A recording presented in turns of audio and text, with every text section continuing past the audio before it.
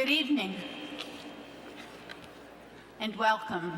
I'm Susan Shreve, Chairman of the Faulkner Foundation, and this is a thrilling evening for us and for the Welty Foundation, and we're glad to see you. How is it we came to be here tonight with a grand crowd of almost 1,000 listeners to inaugurate the first annual Eudora Welty Lecture in the soaring nave of this cathedral at the top of the city of Washington?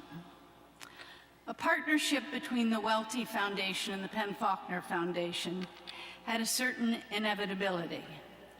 As a fledgling home for literature in the early years of Faulkner, Eudora brought brilliance in the truest sense of the word and excellence and dignity to our stage at the Folger Shakespeare Library. The two foundations came to a decision that perhaps the most compelling way to honor Eudora's work was to establish an annual lecture by a distinguished writer of fiction based in spirit on her memoir, One Writer's Beginnings. Beginnings have a certain magic. We want to know, where did becoming a writer begin? Who were you then? How did it happen you became who you are now? At the very end of the final section of One Writer's Beginnings, called Finding a Voice, Eudora writes, "As you've seen, I am a writer who came of a sheltered life. A sheltered life can be a daring life as well. For all serious daring starts within." It is the word daring that strikes a chord in the clear, precise, subversive stories that make up the body of Welty's work. She quietly, dangerously disturbed the universe of racial discord by humanizing her subjects. So you can see, at least obliquely, why Salman Rushdie, a great, distinguished, and daring writer, is our first choice, and why Natasha Trethewey would be chosen to introduce him. Winner of the Pulitzer Prize, Poet Laureate of the United States, Poet Laureate of Mississippi, where she was born, writes poetry that is both deeply personal and imagined with eyes looking out at the world, at the history of race in America, and with grace at our humanity. Natasha Trethewey.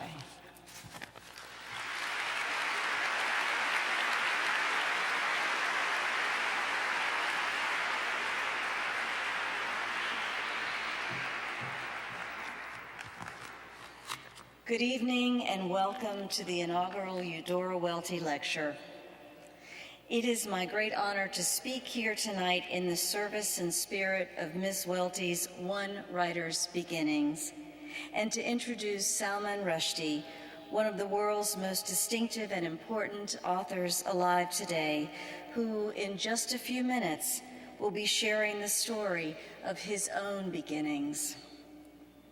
When I was first asked to make an introduction at this lecture, I turned to my desk where a heavily thumbed and marked copy of One Writer's Beginnings sits.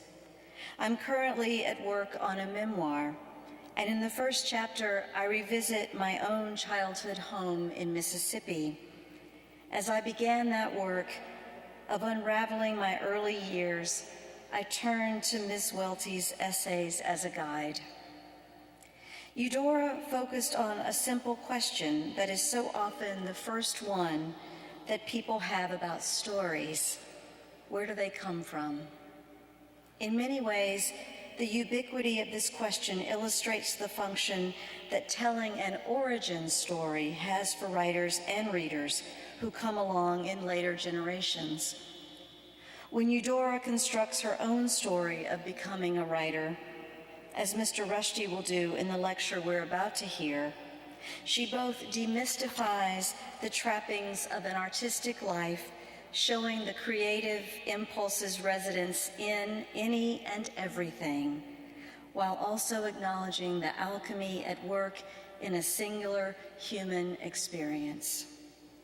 We are a collection of discrete experiences and shared histories, overlapping and contending memories.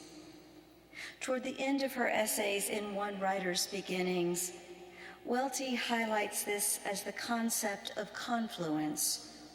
And it is this sense of confluence, the coming together of disparate moments of existence, that is at the heart of tonight's event. For, as Eudora writes in some of the collection's final lines, of course, the greatest confluence of all is that which makes up the human memory, the individual human memory. My own is the treasure most dearly regarded by me in my life and in my work as a writer. The memory is a living thing. It too is in transit. But during its moment, all that is remembered joins and lives, the old and the young, the past and the present, the living and the dead. This lecture in her name aims to provide access into some of those memories, the treasure most dearly regarded of extraordinary contemporary writers. Why is this exercise so meaningful? To us as individuals and to us as a literate body, there are a range of answers. For one, it provides a window into the life of an extraordinary mind. This evening, Mr. Rushdie's. This is its own gift. It also provides a map to help us understand how a singular perspective emerged into the world and onto paper. How indeed did a writer get from there, Mumbai or Jackson, to here, this cathedral, or a hall at Harvard? Or it can pass the baton elegantly from one writer to another. One writer's beginnings had that effect on me. In telling me, here is my story, it implied, what is yours? This is a through line in the effect that Eudora's work has had on me as an artist. Both the essays and her photography have influenced my memoir and poetry, in no small part because of the sense of particular place and history, our shared Mississippi, that infuses them. Her dedication to seeing, capturing, and documenting her world helped, decades later, to inform my own. And finally, there is a certain literary lineage, a passing down of talents, technique, and knowledge. A lecture like this, which asks Mr. Rushdie to stop and identify his own threads of influence, isn't just a supplement to his writing, it's a complement, a form of spoken memoir in which a life is distilled, memories are culled and curated, and the confluences are laid bare. All writing is not just itself, but also the story of how it came into existence. And so tonight, we'll hear of how Salman Rushdie's stories came into existence. Mr. Rushdie hardly needs an introduction. His reputation for imaginative brilliance, for fearlessness in life and art, for global reach precedes him. He has been knighted.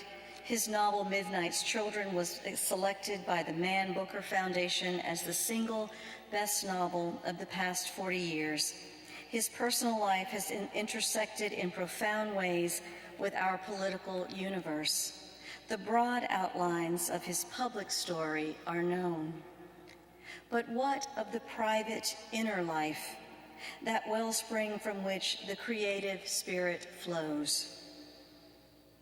Several years ago, I had the privilege of being his colleague at Emory University.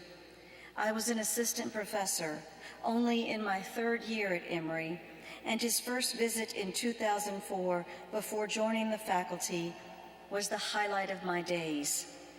I remember sitting in the sanctuary of Glenn Memorial, rapt as he spoke over the course of 3 brilliant lectures about literature and his life. I found myself turning to my notebook, taking notes on the details he shared, how he framed what can be the endless unraveling of a life. He's a master craftsman, and I knew that in that chapel, I was a lucky student in the best of tutorials.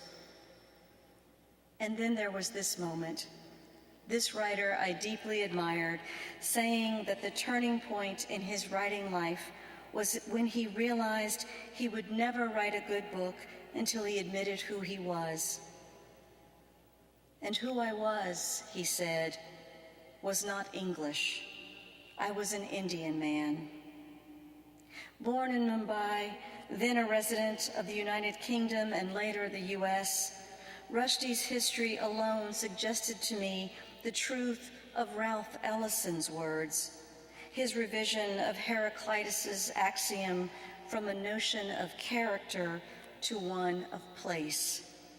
Geography is fate. I am reminded, too, of Welty's words. Place, geography, and climate shapes characters, she wrote. Place is the world in which they act that makes their experiences what they act for and react against. It furnishes the economic background a writer grows up in, and the folkways and the stories that come down to him and his family. It is the fountainhead of her knowledge and experience. In that place years ago, and in this one, there's a connection that Eudora might remark upon. Shared halls, shared space, the incidental confluence of 2 lives. And that brings us to the final powerful element of Eudora's confluence, which points forward as much as it looks back. One writer's beginnings looked back at the rhythms of Eudora's own first decades, the familiar clocks, encyclopedias, rail trips. In just a moment, Salman will detail his own rhythms, his own life. But any work we do to make sense of the past also changes how we approach the future. And so, one writer's beginnings looked forward too, into a future when I would read it as a guide to how to write about my own Mississippi, into a future while Salman Rushdie would read here tonight in this extraordinary space under the auspices of an event that shares that very name. How telling that Eudora anticipated the power of such connections in our lives with these words. Each of us is moving, changing with respect to others. As we discover, we remember. Remembering, we discover. And most intensely do we experience this when our separate journeys converge. Tonight, in a moment of lucky transit, the separate journeys of Eudora Welty and Salman Rushdie, and of me and you, all of us, converge in this room to honor not just the literary merit, the written legacies of 2 extraordinary writers, but also to remember, to discover, and to experience just a sliver of how it comes to pass. As Eudora put it, all that is remembered joins and lives. It's my pleasure to present Salman Rushdie.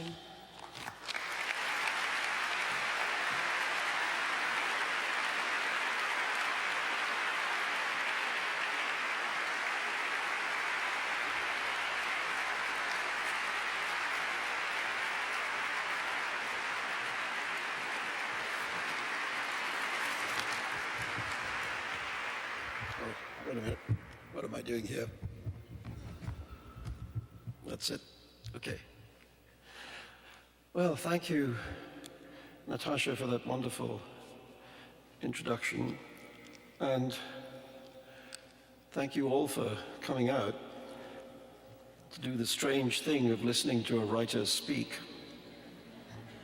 There's no reason why writers should be able to do this. Very soon you may begin to agree. First of all, I would like to say what an honor it is to have been asked to deliver the inaugural lecture in this series. It's a wonderful idea for a series, and I'm sure that as the lectures pile up, it'll be seen to be a remarkable group of testaments. I've admired the work of Eudora Welty for a very long time, and it's a privilege to be asked to follow in the footsteps of her classic One Writer's Beginnings, to talk about my own start in the writing game. I am lucky enough to have met Eudora just once, in London in 1982. Her novel, Losing Battles, had just been published in the UK by the feminist publishing house Virago, 12 years after its first appearance in the United States. I had been asked to review it, had found it hilarious and brilliant, and had said so in print.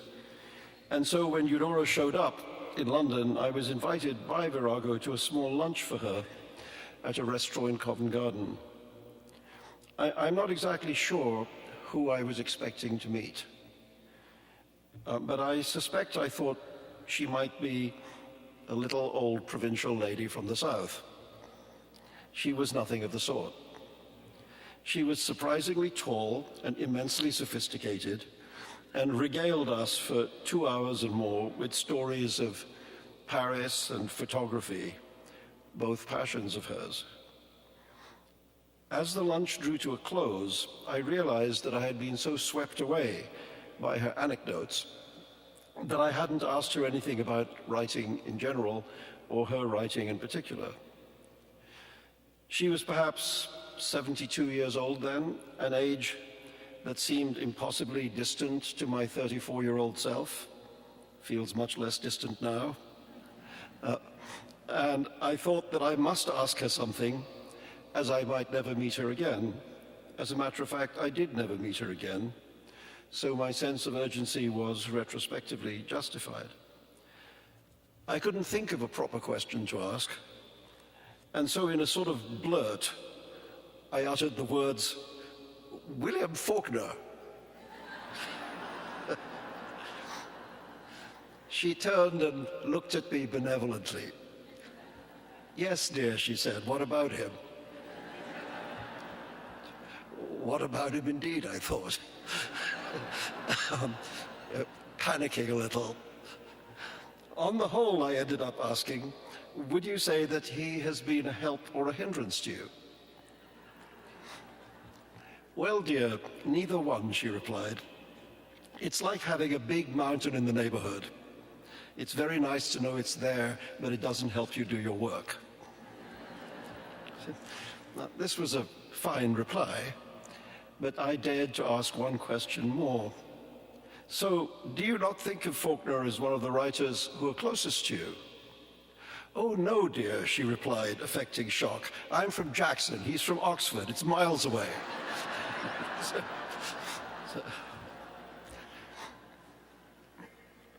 I confess I've always envied writers like Welty and Faulkner for the depth of their roots, for their ability to mine a tiny piece of the earth for a lifetime of masterpieces.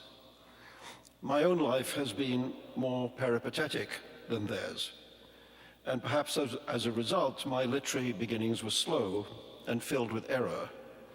It took me a long time to find my way. I grew up in Bombay, India, the son of parents who didn't read many novels. Though my father had a substantial collection of Reader's Digest condensed books. And he knew a good deal of Urdu poetry, and when among friends in the evening would recite with gusto the verses of Hafiz, Ghalib, and Faiz. Both my parents were excellent storytellers, however. I want to just tell you a little bit about the kinds of stories that they told. When I was a small boy, my father at bedtime told me the great wonder tales of the East, told them and retold them and remade them and reinvented them in his own way.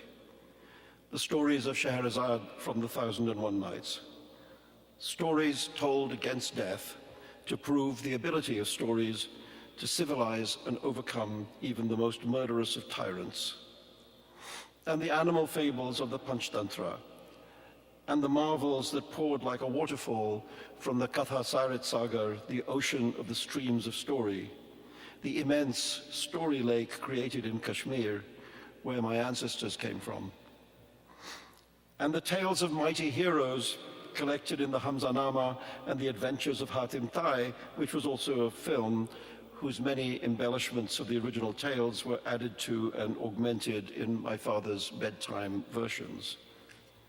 To grow up steeped in these stories, these orally told stories, was to learn two unforgettable lessons.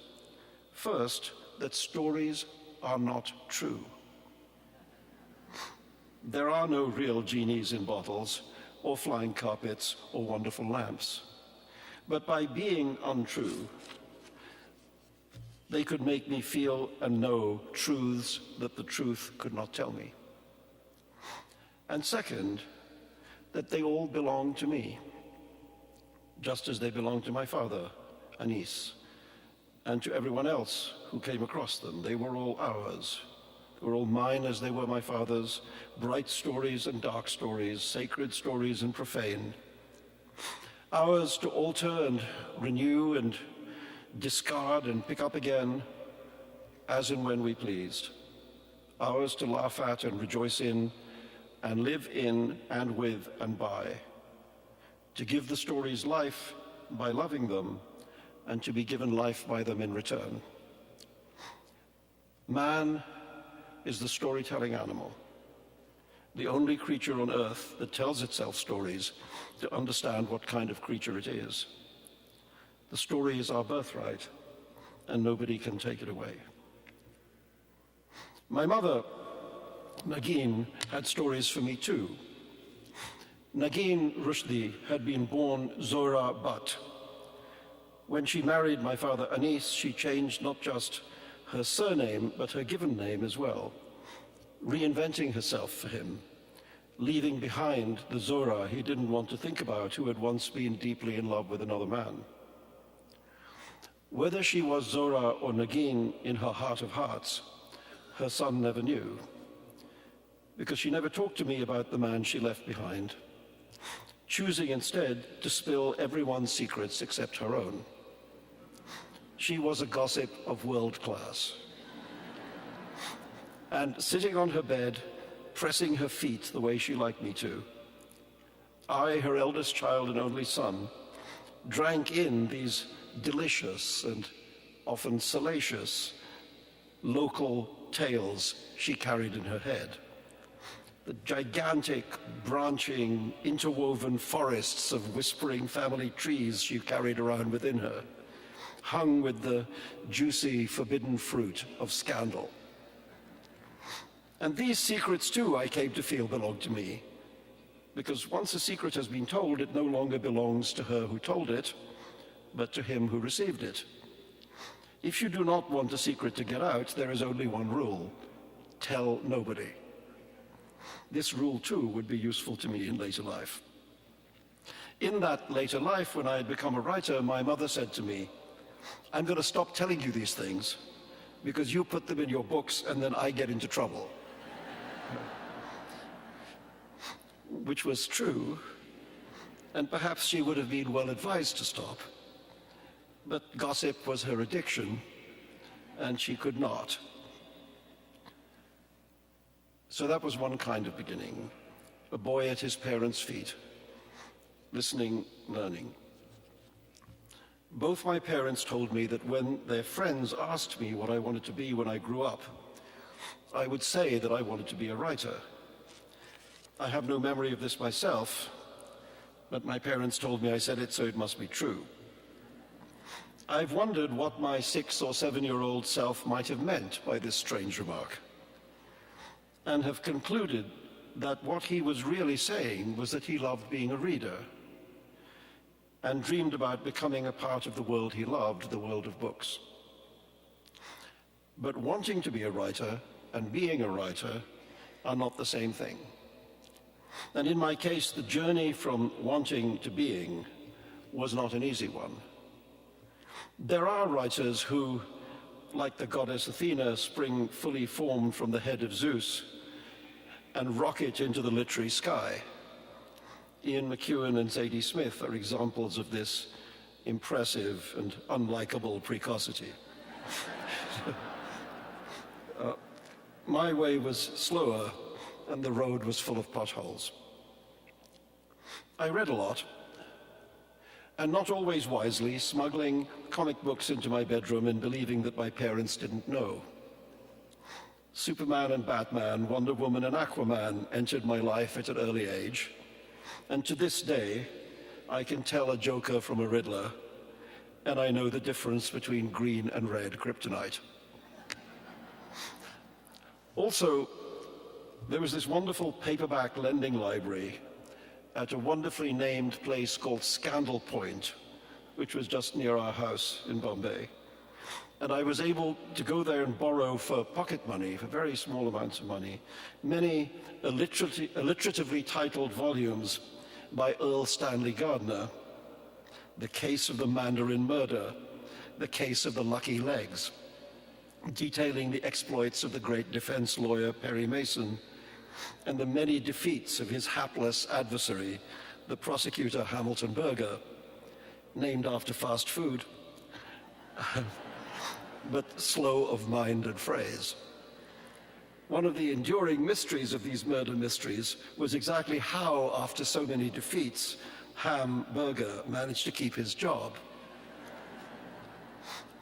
Somebody told me, and I have no idea if it was true, but I believed it then and now, that Earl Stanley Gardner had 3 Airstream trailers on his lawn with a secretary in each one, and he spent his days dictating 3 separate Perry Mason stories to his 3 assistants, and had a fertile enough imagination to keep all 3 ladies fully employed.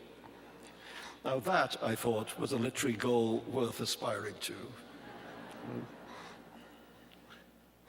At the foot of the little hill in the Breach Candy district of Bombay where I grew up, there was a magical bookstore called Reader's Paradise, in which I spent many of the happiest hours of my childhood.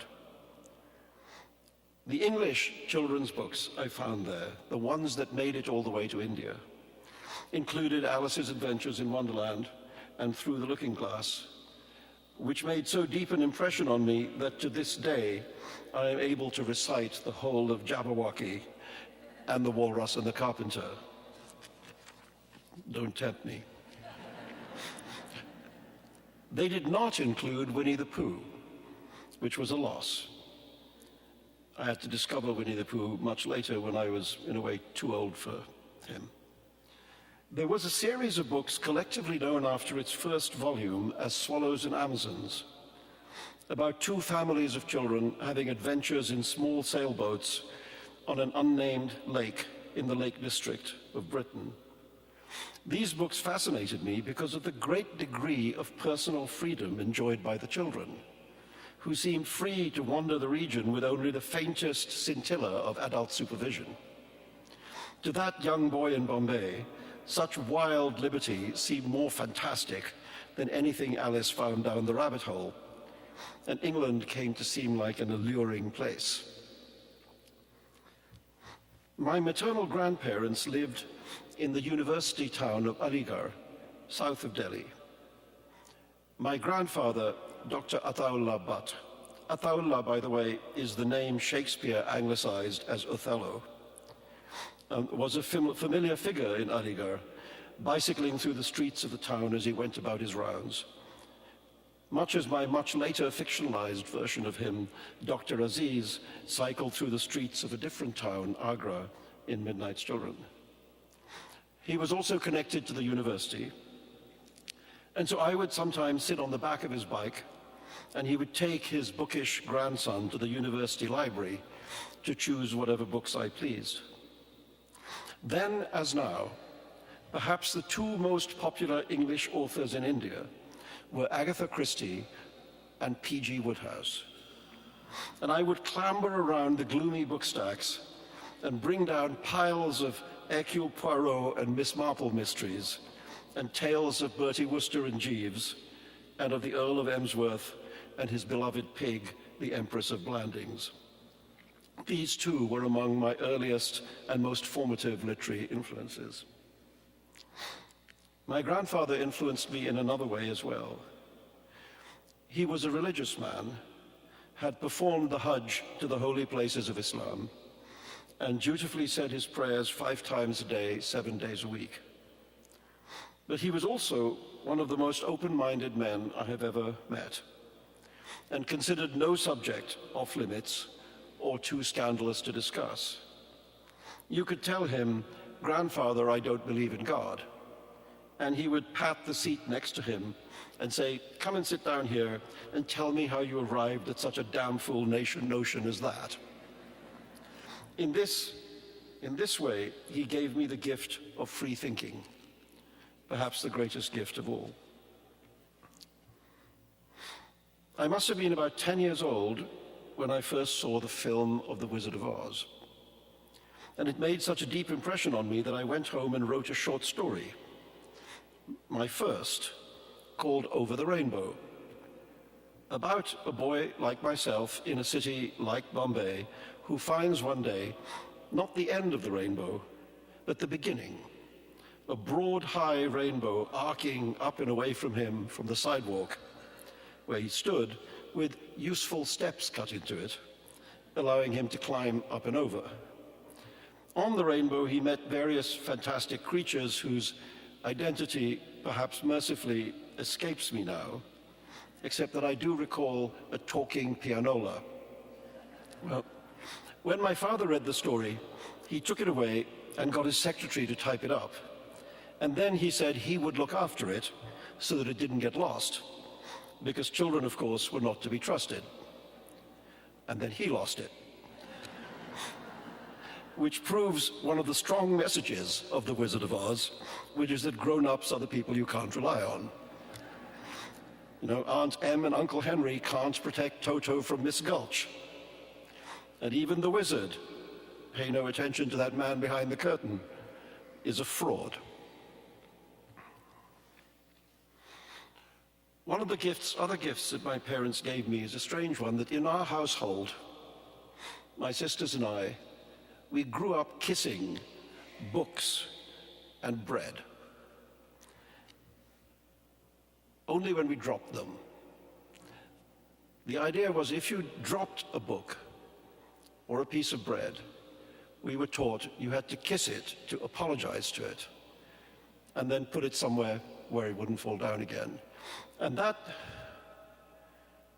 act of respect for books and bread, food for the mind, food for the body, just was ingrained in all of us. And I think we all grew up thinking of books as those objects of great respect. So I grew up as a bookish kid. I loved writing and reading. But there is one other childhood literary memory which still annoys me, even more than my father's misplacement of my first work of fiction. Perhaps as a result of having been reading the work of Edward Lear, certainly because of reading the brilliantly zany limericks in Lewis Carroll's two otherwise unexceptional Sylvie and Bruno books. I thought I saw a banker's clerk descending from a bus. I looked again and saw it was a hippopotamus. If this should come to dine, I said, there won't be much for us. Or I thought I saw a rattlesnake that questioned me in Greek. I looked again and saw it was the middle of next week. The one thing I regret, I said, is that it cannot speak. I became a fan of this kind of form.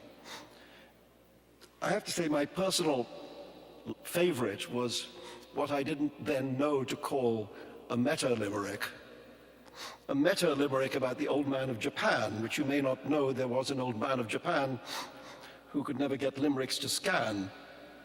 When they asked him why, he replied with a sigh, "Well, you see, it's because I always try and put as many words into the last line as I possibly can." Anyway, the day came at school, the cathedral school in Bombay, when we were asked by the teacher to compose as many limericks as we could during a class period of whatever it was, 20, 25 minutes. I was overjoyed. This was my comfort zone. And I made up, if memory serves, well over a dozen, while my classmates struggled to produce even one or two. I remember only one. To a very old man was once said, "I bet you can't stand on your head." When he said, "Yes, I can," they replied, "Prove it, man." So he did it and promptly fell dead. A little macabre, little derivative of Lewis Carroll's "You Are Old, Father William," I admit, but in my defense, I was only 12 years old. At the end of the lesson, I proudly handed in my work and was at once accused by the teacher of cheating. It was impossible, he said, that I could have written so many. I must have copied them. The obvious injustice of this remark: copied them from where? How could I have known that he would set this test? And so on. Well, that injustice still rankles. It made me furiously want to prove that I was actually not bad at this writing thing. I'm still trying to prove it, I suppose. So from these various small acorns, a tree would eventually grow. It began, however, with an uprooting. In January of 1961, I left Bombay and went to boarding school at Rugby in England. I should emphasize that this was my choice. My mother did not want me to go, and my father left the final decision to me. What made that 13-year-old boy leave home? I was very happy in Bombay, and at school, and among my friends. Yet something drove me away across the world. I still wonder at that. Was it some hitherto unsuspected spirit of adventure in me? Nobody had noticed that spirit. I was a notoriously good and quiet child, unlike my naughtier and more enjoyable sisters. Was it a dream of being like those unsupervised swallows and Amazons in their boats? I had read English boarding school stories too.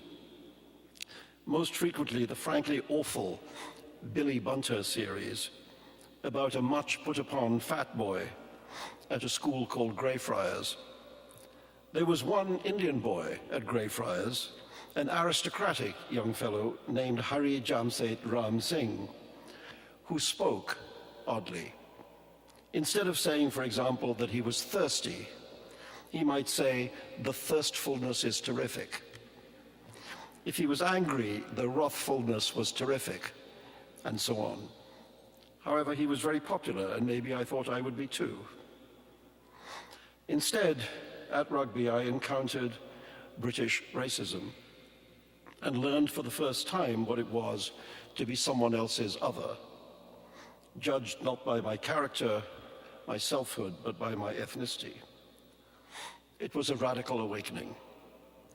The almost 18-year-old boy who left Rugby was still fairly conservative in his outlook, in that sense an unremarkable product of a British boarding school education. But about racism, he already knew everything. So much so that even though I had already won a place at Cambridge University, I asked my parents to allow me to refuse it and to go to college nearer home. My father persuaded me to go.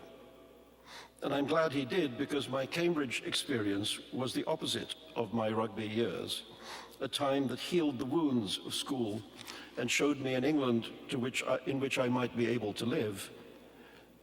It was a time in which I woke up into something like my adult self. In the 4 months or so between school and college, when I was at home with my parents, I wrote a long text called Terminal Report, a thinly fictionalized account of my final months at Rugby School, in which my experience of racial prejudice featured strongly. This text too has been lost, this time by me, which proves that children can be as careless as their parents. I know from what little of it I remember that it was pretty poor stuff, but it was a document of that moment, and as such I'm sad about its loss. At Cambridge I discovered a tolerant Britain that erased my memories of another racist one. I also discovered internationalism and Vietnam protests and feminism and civil rights and flower power and girls. I discovered the writing of Jorge Luis Borges and James Joyce, both of whom blew open little windows in my mind. From the study of history, that was my degree subject, from the study of history I learned that the past is contested territory and that reality is not a given, but a thing we make. I learned from one of my professors, Arthur Hibbert, that, as he put it, you should never write history until you can hear the people speak. If you can't hear them speak, he said, you don't know them well enough and you can't tell their story. All of these were good lessons for a historian, but also good lessons for the aspiring novelist that I was beginning to dare to admit to myself that I might want to be. However, I spent more of my spare time at university involved with student theatre, as an actor, not a writer, and took part in productions of plays by Bertolt Brecht, Ben Jonson, Eugène Ionesco, and others. I did do some writing for the student newspaper Varsity. My biggest, but also, as it turned out, my last assignment was to write a piece about a spate of thefts from students' rooms across the university. I'd recently come across new journalism, so I thought in true new journalism style, the thing to do was to be the thief. To visit a series of staircases in various colleges to see how many students had left their rooms unlocked, to go inside and list what I might have stolen if I had actually been the burglar. One room I entered contained a large amount of expensive audio equipment and other valuable stuff, bottles of champagne in a fridge and so on. I duly reported that this was the room of the editor of the newspaper. To his credit, he did not censor or spike the piece. He ran it. However, I was never asked to write for the paper again. It was at Cambridge during the final year of my degree in history that I studied the early history of Islam and first heard about the so-called incident of the Satanic verses, a well-documented episode in which it would appear the religion had at first flirted with recognizing three popular pagan Meccan bird goddesses as being at the same level as the angels, and that it had afterwards rejected them. This struck me as a story of the temptation of a prophet tempted by compromise that seemed to me to echo the stories of the temptations of prophets to be found throughout the Bible. When I first heard this story, I thought, like the budding writer I hoped I was, good story. That was in 1968. 20 years later, with the publication of the Satanic verses, I found out just how good a story it was. By the time I left Cambridge, I knew that my little boy self had been right. I wanted to be a writer. I also, in a way, wanted to be an actor. But after a few efforts in plays on the then very active fringe of London theatre, including one mercifully unrecorded performance as an agony aunt in a long black dress with a long blonde wig and a black Zapata moustache, I understood that I would be wise not to go further down that road. Writing was what I most deeply desired, and writing from that time on it would be. My father didn't like it. Writing wasn't a job. It was a hobby. Working with him in his textile factory was a job. But I said I wanted to be a writer. What, after all, What, he said, after all that money spent on my fancy foreign education, after my mother had to put up with my absence for much of the previous 8 years, I wanted to go back to England and write? A piteous cry burst out of my father, entirely involuntary, expressing what he most profoundly thought. What, he cried, will I tell my friends? To be fair to him, once he understood that I was serious, he supported my decision, bought me a plane ticket back to London, put some money in my pocket to get me started. Now that I'm a parent too, I know how hard this must have been for him and my mother. I never lived at home again and saw them only rarely when I crossed the world, or they did. And I was their eldest child and their only son. But through all the years of difficulty that followed, they never once said, "Give it up and come home." It was what I wanted, and so they loved me enough to want it too. I'm glad they lived long enough to see that it wasn't a completely stupid idea. Why come back to London? In part because in those days in South Asia, it was very hard to lead a literary life. You either had to be personally wealthy, or be willing to be broke and living with your parents, or you had to get a full-time job doing something else and write at the weekends. And the absence of a literary milieu felt important because it meant there was no informed opinion to test one's early work against, to improve and harden it by subjecting it to good criticism. None of this is true anymore, but it was then. And there was one more thing. By 1968, when I graduated, my parents had moved from my beloved hometown of Bombay to Karachi in Pakistan, which I immediately disliked. If Bombay was no longer available to me, and if the choice was between London and Karachi, which it was, I chose London.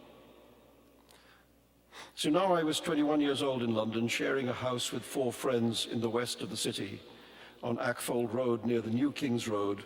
The New King's Road was the utterly untrendy extension of the mega groovy King's Road itself.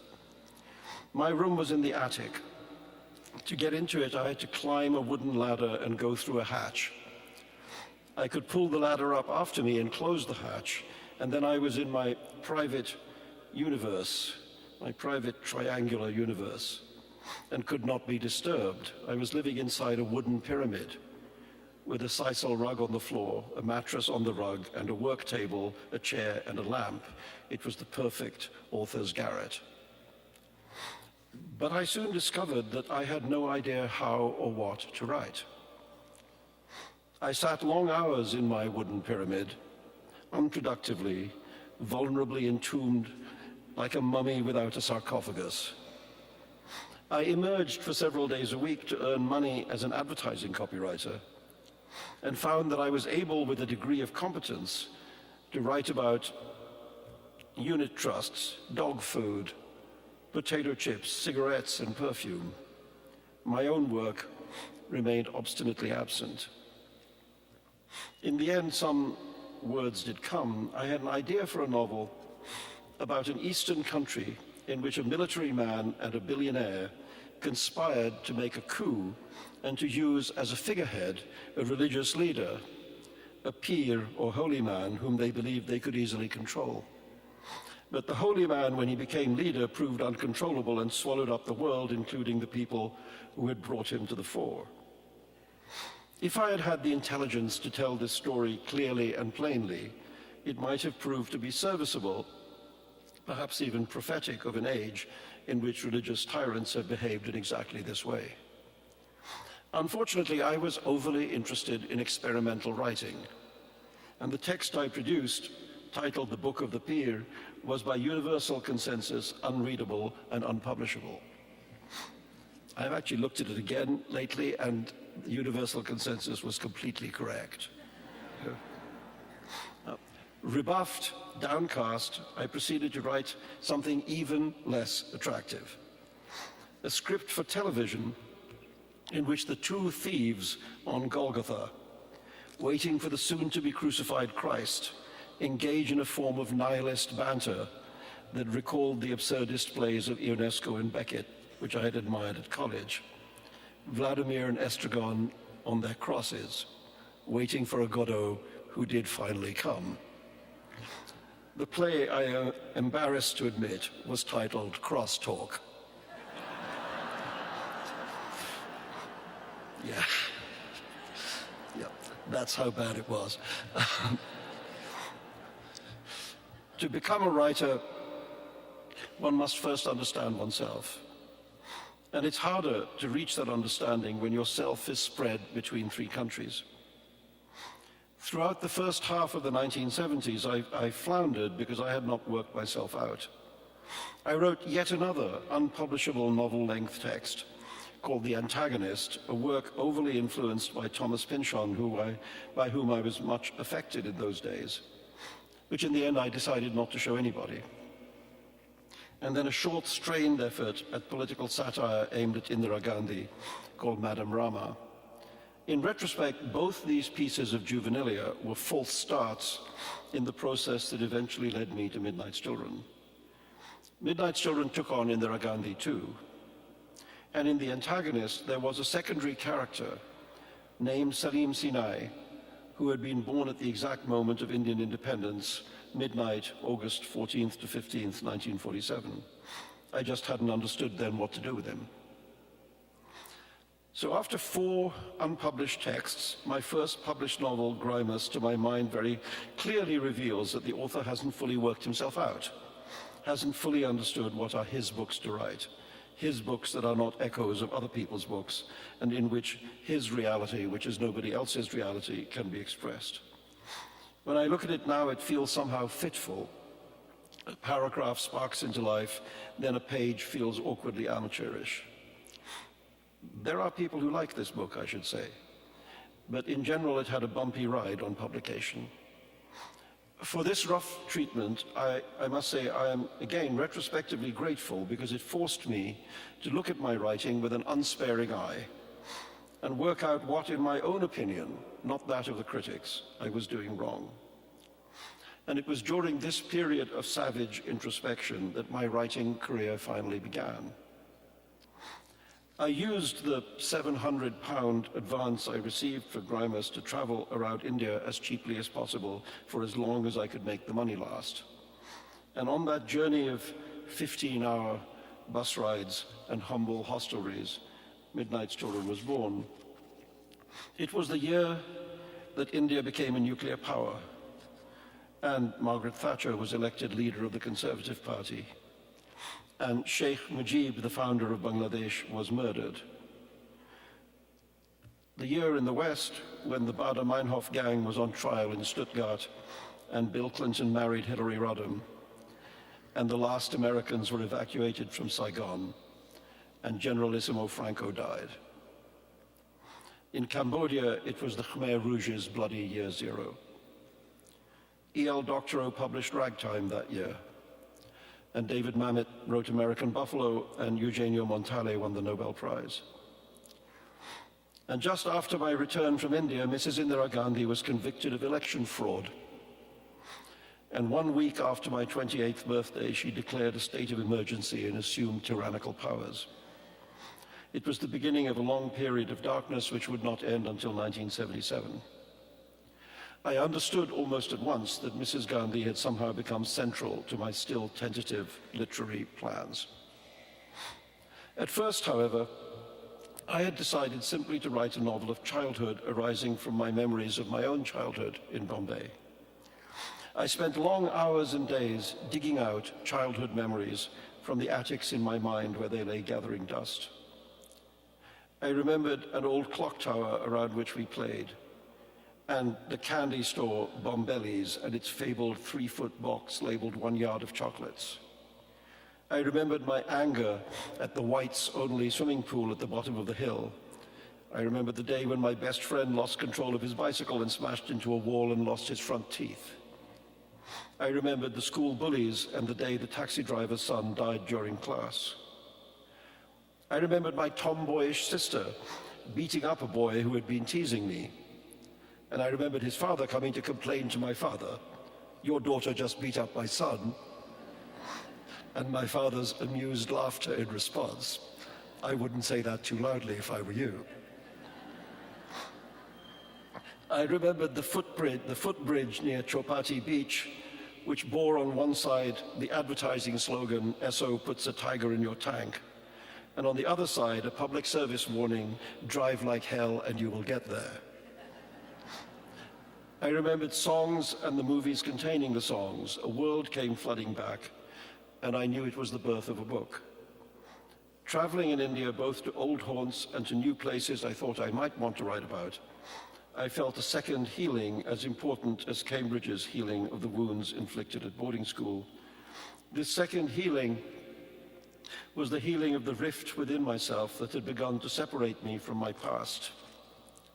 I would write my book, I told myself, to reclaim that past for myself. Bombay is a city that stands in large part upon land reclaimed from the sea. My book would stand on literary land rescued from the tides of forgetting. I am this world, the book would say, and this world is me. Now, having drunk deeply from the well of India, I conceived a more ambitious plan. I would write, I told myself, the most ambitious and challenging book I could dream of, Hollywood or bust. If I was to fail as a writer, I would prefer to go down in flames rather than as the author of a timid little failure. The question of high ambition is complex, raising as it does issues of ego and other unartistic factors. But what I meant was that I wanted to take the greatest artistic risk I could imagine. I had very little thought of earning money. In fact, I doubted I'd ever make any. And fame, which is such a big subject nowadays, literally did not cross my mind. I simply wanted to set the literary bar as high as I possibly could. As was quoted earlier, the great line at the end of Eudora Welty's book, "All serious daring starts from within." And that spirit of serious daring was what, after long years of confusion, I finally found the courage to embrace. And then I remembered Salim Sinai, born at the midnight moment of Indian independence, who lay unborn in my abandoned draft of The Antagonist. As I now placed him at the center of my new scheme, I understood that his time of birth would oblige me immensely to increase the size of my canvas. If he and India were to be paired, I would need to tell the story of both twins. It was no longer a simple novel of childhood. History rushed in, and then Salim, ever a striver for meaning, brought the two strands together, suggesting to me that the whole of modern history happened as it did because of him, that history, the life of his nation twin, was somehow his fault. With that immodest proposal, the novel's tone of voice, comically assertive, unrelentingly garrulous, and with, I hope, a growing pathos in its narrator's increasingly tragic overclaiming, came into being. I even made the boy and the country identical twins. When the sadistic geography teacher, Emil Zagallo, giving the boys a lesson in human geography, compares Salim's nose to the Deccan Peninsula, the cruelty of his joke is also obviously mine. For a while, however, I didn't understand that Salim needed to speak. He didn't want his story told by me. He wanted to tell it himself. I began to write the book in the third person, and to my growing frustration, it felt somehow inert. I knew, I was sure, that there was a host of good stories waiting to be told, but the writing was falling short of what the stories needed. Then one day, as an experiment, I let Salim begin to narrate the novel himself, to make the record in his own way, as Bellows Augie Marsh so enthusiastically sets out to do. I have always thought of that day as the day I became a writer, because what came out of me somehow was what I at once recognized as the best page I had ever written, in a voice that was not my own, and yet gave me voice. As Salim Sinai poured out of me onto the page, I understood that he might very well be my salvation, and that the best and only thing I could do was to let him rip, let that omnivorous spirit loose on the page, and hang on to his coattails as he ran. I was broke, of course, and the novel would be long in the writing. I was forced back into the world of advertising on a part-time basis to pay the rent. I worked 2 or 3 days a week. On Friday nights, I would come home to Kentish Town in North London, a somewhat down-at-heel neighborhood in those days, now extensively gentrified like a sort of British Williamsburg. And I would ritually take a long, hot bath to wash the week's commerce away, and would emerge from the bath, so I told myself, as a novelist. The folks at the agency didn't understand why I wouldn't accept a full-time job and dangled substantial sums of money under my nose. I refused. As I look back, I feel a touch of pride at my younger self's dedication to literature, which gave him the strength of mind to resist the blandishments of the enemies of promise. The sirens of Adland sang sweetly and seductively, but I thought of Odysseus lashing himself to the mast of his ship and somehow stayed on course. It took me 5 years to write Midnight's Children because I was teaching myself how to write it as I wrote it. Write what you know, would-be writers are everywhere told today, to which I like to add this footnote. Yes, but only if what you know is interesting. Now, as it happens, I grew up in a very interesting time. I was a member of the first generation of free Indian children to be born for over 200 years, infused with the spirit of new liberty, but carrying with us also the knowledge of blood, of the great massacres of Muslims by Hindus and Hindus by Muslims that attended the moment of freedom and partition. A transitional generation is exceptional. It is neither of the past nor wholly of the future. And it was my gift as a writer to have that unique moment as my birthright. So yes, I had to learn how to write about that, how to allow public events and private lives to flow in and out and around one another, how to avoid being merely topical, but demonstrate at the same time how history shapes us all, and to ask the great question, are we masters or victims of our times? Do we make history or does it unmake us? And can we, by our own choices and actions, shape and change our world? Parenthetically, I was enough of a child of the 60s to answer that last question in the affirmative. The 60s were foolish in many ways, but to be young then was to be convinced that yes, the world needed changing, and yes, we could do it.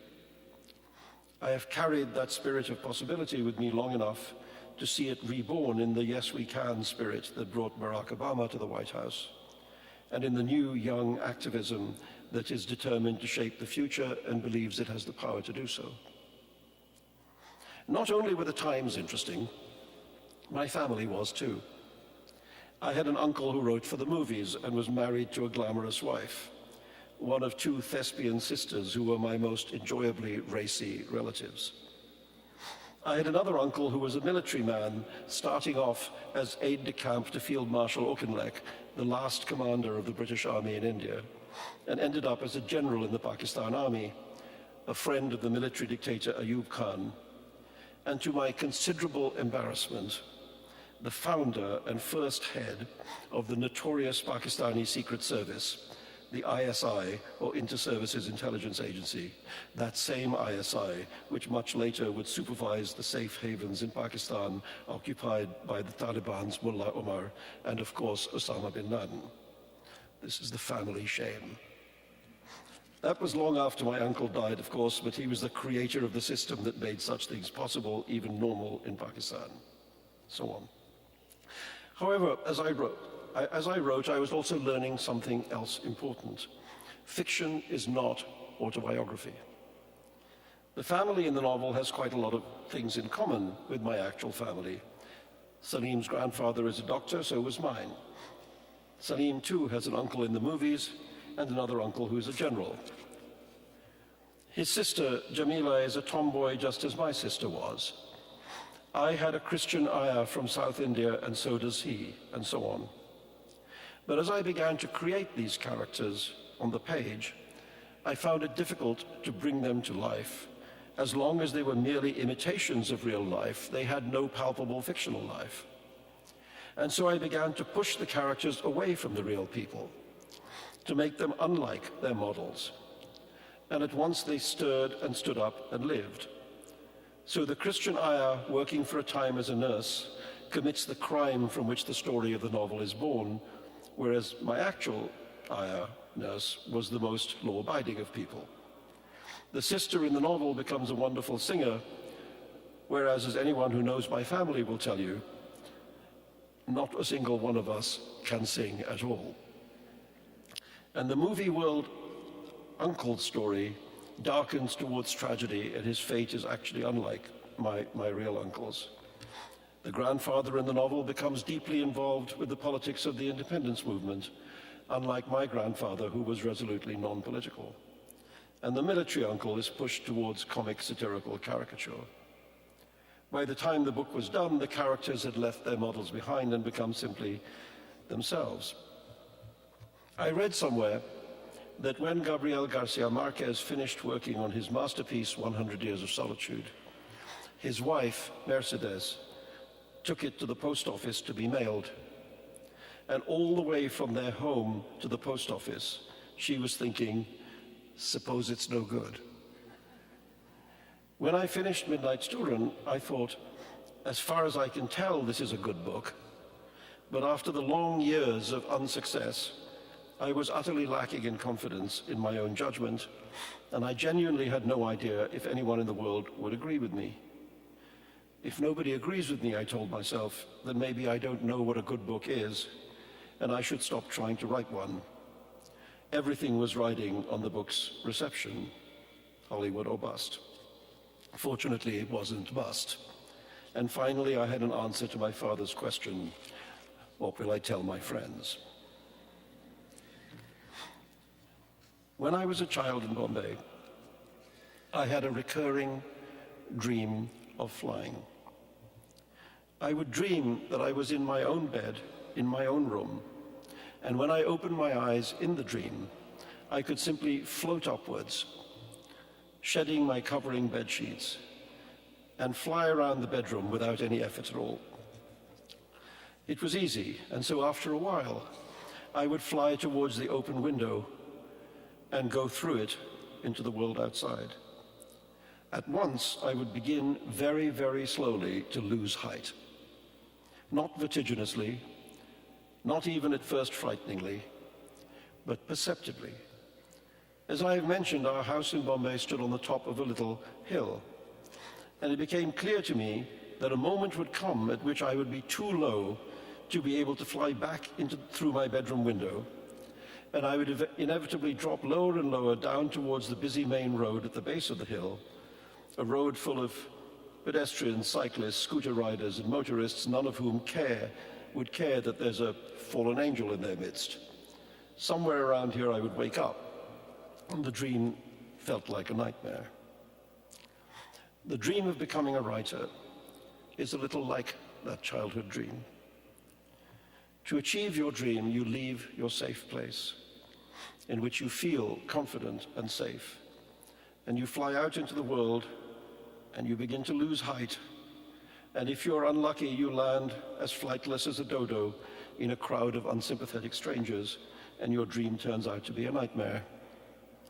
But if you're lucky and determined, the dream recurs, and gradually you discover you don't need the protection of your bedroom to stay up in the air, and you can fly out through the window without feeling endangered.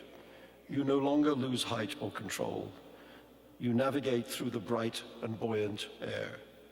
Maybe you soar, but once you have found your wings, however long it takes, however many times you have failed before you found them, once you have found your wings, you fly. Thank you.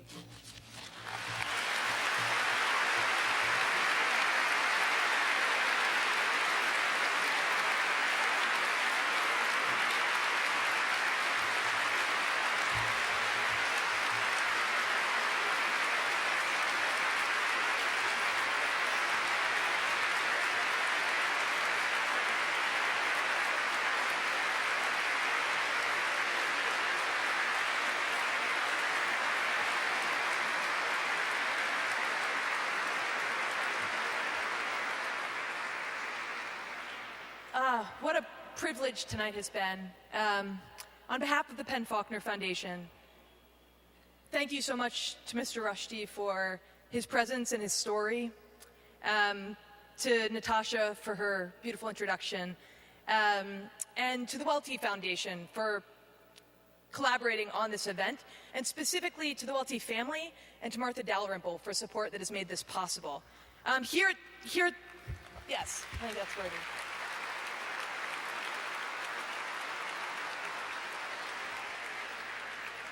Here at the close of the night, it seems some people have gotten the message, but Mr. Rushdie will be available to sign books and personalize one copy at the far left of the sanctuary. And books are on sale by Politics and Prose a little further down in the middle of the sanctuary. So again, off to the left. Thank you so much to all of you for being here and for making this a collective event and celebration.